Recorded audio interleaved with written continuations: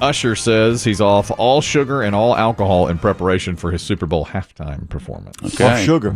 Yeah, he says that sugar slows him down, and he wanted to be eating completely clean for 2 months before doing the Super Bowl halftime show.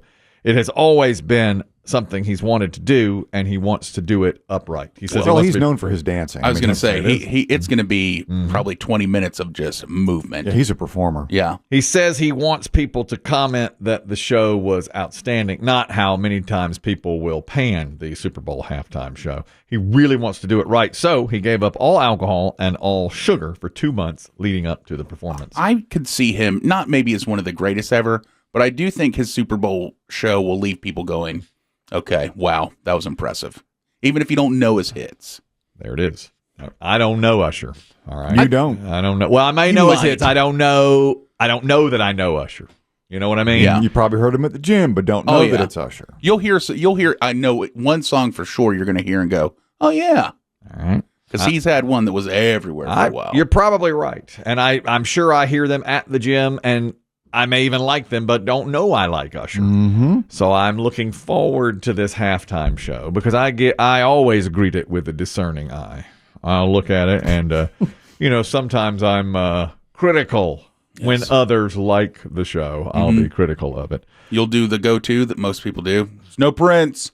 Prince was phenomenal. I thought Bruce Springsteen was excellent, and I thought U2 was excellent. The year they did it after September 11th. They did U2. Bono was out for the halftime show. I didn't love the Katy Perry Sharks. I didn't love that.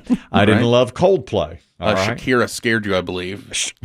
And it seems like Bruno Mars is always popping up on those shows. That's true. Like, he just comes out of the 50-yard line. Yeah. Yeah, it's about time to get a Bruno Mars out there. Have we had any? But to me, Bruno he's kind of like a song and known for song and dance, kind of like Usher. Yeah. I mean, has Vegas done their prop bets about who will be the guest stars? Not that I've seen. Beyonce occasionally will appear on there. She'll come up. That's a big deal. Oh, huge. I know she's done it a couple of times. She dropped that. Yeah. She did one of them. She almost fell one time. I don't remember which Super Bowl it was. I think she's beyond the point of guest starring now, though. Has to be her. Yeah, it's her Super Bowl show. I thought the last time she came on, she was the biggest star on the planet. That even when she came on as a guest, I think sometimes they just do that because they want to do it and help out or whatever.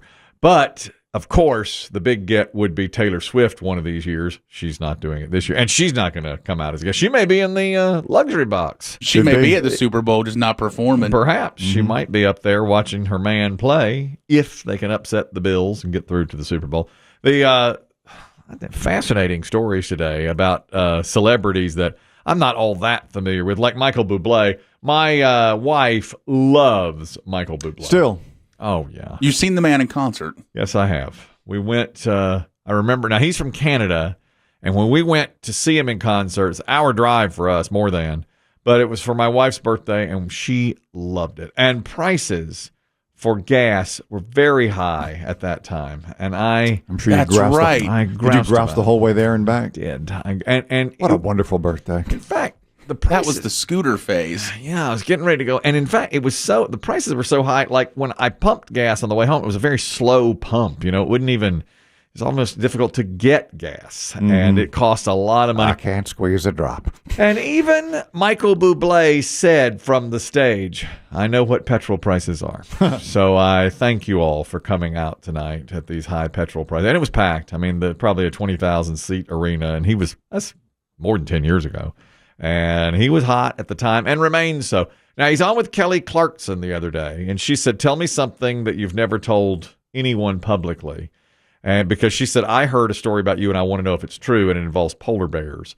And he said it's absolutely true. He had filmed a movie in Canada with an actor named Barry Pepper, who's also a Canadian actor.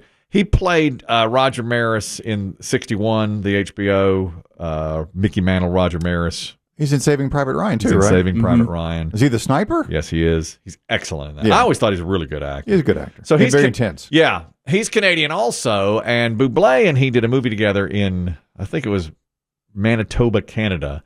And he said they were at the rap party and drinking, and this is what happened. It was up in Churchill, Manitoba, I think. And we were drinking at the rap party. In the moment, we were like, you know what we should do? We should race down the beach. And So me and him and another guy came running down this beach, and a guy that lived there just started swearing, literally swearing at us and just screaming. I mean, screaming bloody murder. Buzzkill. Yeah. Yeah. Because we didn't realize we were running to our certain death because there were polar bears all down the beach. And so that is true. I did that. Like I sometimes I wonder about that. Yeah. How close I was to being like a little polar bear bunch. Yeah. When are polar bears on the beach? I guess they were in Manitoba, Canada. And a guy from his house was screaming at Michael Buble and the actor Barry Pepper. You're going the wrong way. And cursing at them to make sure they paid attention. I bet those polar bears hate that neighbor. I bet they do. Shut up. Just let one of them down here once. I know. Come on, man. Just one drunk Canadian is all I ask. I mean, yeah, really. They're all. I'm eating seals all day long. Yeah. Can you imagine if Birds all day long. I mean, if Michael Bublé had been eaten by a polar bear on a beach in Manitoba, Greatest rock legend, Oh, without a doubt. greatest rock death ever, or music death ever. and he's not really known for his antics like No. that, but they were drunk and running down the beach and almost went to. I didn't know he made movies. I don't think I've ever I seen don't him know act. that. Yeah, I haven't either. I'm not sure if it ever. I don't. I'm not, he didn't say what the movie was either, but they had wrapped up and Maybe it's a 3D horror picture. maybe they did something that way. Here's another. I found this interesting. It involves Suzanna Somers. We lost her last year. Yeah. Hated it. One of our greats. And, of course, I still watch the show in her honor. You were watching it when she passed, and you continue to watch. Correct. I watched a marathon after she passed. I did the same with Friends when Matthew Perry passed. You know that. Well, her husband now of 50 years has said, a lot of paranormal activity in the house since she passed away. And he says, let's just face it. Like such as? He says, well, shortly after she passed, her favorite bird, a hummingbird, flew into the house, buzzed his head, and then went over and buzzed around a picture of Suzanna Somers in the house. So he said, I took it as a sign. I took it as a sign that Suzanne was here. I thought birds in your house meant someone was going to die. Somebody's going to die. And he's 87, so I'd watch out for that. He's 87? Yeah. Alan Hamill. I didn't realize. She was, what, 75, 77? Yeah. He's a little older than her. Anyhow, he says, when I'm asleep at night, I always feel her laying beside me. It's like somebody is there in the bed. And then, this is more specific. He says, a day before her 77th birthday, that's when she died, a day before her 77th birthday. Shortly after that, a song by her favorite composer came on the stereo out of nowhere. It just turned on and started playing. And he says, well, obviously, Suzanne's here. Recently, the fireplace by itself. What? By itself. That's gas. It's a gas fireplace. Yeah. Okay. But he says, it's pretty obvious that Suzanne's trying to give me some messages from beyond the grave. But she appears to be the only member of that cast that's reaching out from beyond. Yeah. Didn't happen with Ritter No. or Fell. Well, not that we know of. Or Knots. Not, but we don't know. I mean, he's the only Well, I one. think we'd have heard. He's making it public. There were bigger stars. Well, as big as. Yeah. Yeah, I guess so. John Ritter, in watching marathons of Three's Company, as I do fairly often, he's the star of that show. John Ritter really had a lot going for him there. He's the one in almost every scene, right? Yes. And he is, you talk about taken too soon. John Ritter was only in his 50s when he died. And that was just out of nowhere. You know, he had that heart condition. Suzanne Somers, poor thing, had battled cancer for many years. And she was almost 77 when she died. And her husband is now 87. But he says, she's all over this house. He says, you know, windows opening, all these hummingbirds coming in. Well, if you're his grandkids, you just kind of have to nod and accept it. And go along. The rest of us can go, okay. All right. Yeah. Whatever gets you through the night. John Lennon said that once. Well, Yeah. right. But I think when somebody dies, you look for anything to say. Oh, absolutely. This is that person and Yeah. giving me a message or whatever. But that composer on the stereo, he says that was her favorite, and he didn't even have the CD of the thing, you know, that he knew of. He said, I had no idea how that happened. That was really weird. What's that noise? The other... The other side of this coin with the headline would be old person befuddled by modern technology. Can't get CDs to stop playing. If it weren't for... Yeah. Old person sits on remote. That's maybe what he did. Yeah. It's possible Very he possible. possibly just sat on the remote and that was it. I found this even the more fascinating story. It's also a sitcom star. His name is Ed O'Neal. He was in Modern Family, and before that, he was in Married with Children, probably where he's most famously known for him. And I think he's great in Modern Family. I'm watching marathons of that all the time. For real. Love it. First 3 or 4 seasons of that show, I love. Now, then I think it fell. You know, a lot of shows do that, and I think it did. But I really enjoyed the first few seasons. Before he was an actor, he was signed by the Pittsburgh Steelers in 1969, which I didn't realize, but they cut him in training camp. He seemed like a pretty big guy. He's a big guy. Yeah, he is.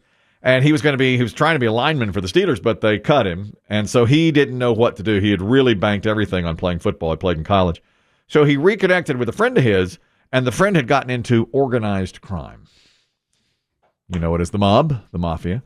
And the friend said, you know, you can join this group I'm in, and we'll give you the easy stuff to do, and you'll make a lot of money. He said, you know, going to be a leg breaker? He said, you can collect. You can run money from one place to the other. You'll drop off items for us. And once in a while, we'll have you lean on a guy to pay up. And he's like, you're big. You're a football player. You can do that. And so Ed O'Neal says, he said this on a podcast, so take it for what it's worth. Okay. He said that he was unsure of what to do, and money was good. The guy told him, you get paid pretty well, but you will have to lean on a guy here and there. So he talked to his father about it. And his father said, are you prepared to do some jail time? Because you could do jail time if you do this.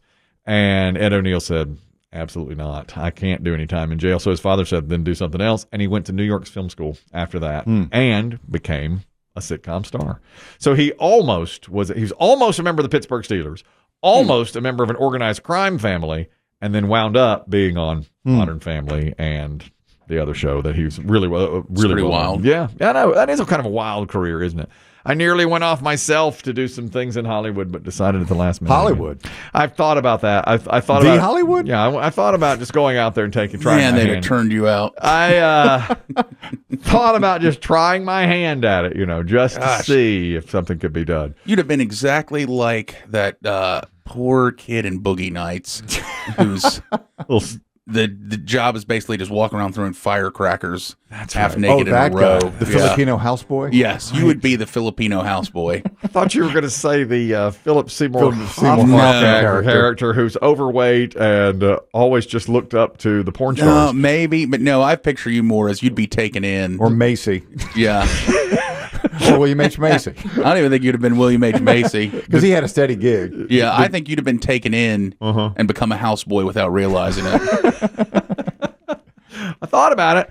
I looked at a pamphlet from UCLA's film school. And I thought, y'all here to make movies? Yeah. I can help you with that. You can stay with me. Oh, okay. Yeah, I would have wound up. You're right. I didn't think, maybe I didn't have enough on the ball. Plus, I didn't want to be too far from family. No, yeah. That's why I decided, no. You crossed one county line. That's it. It's going to be that. It's going to be maybe the law. Who knew what it was going to be? I never left this right here. And, you see the results. I'll tell that story on my podcast later. That'll be a podcasting story, The Square and the Round.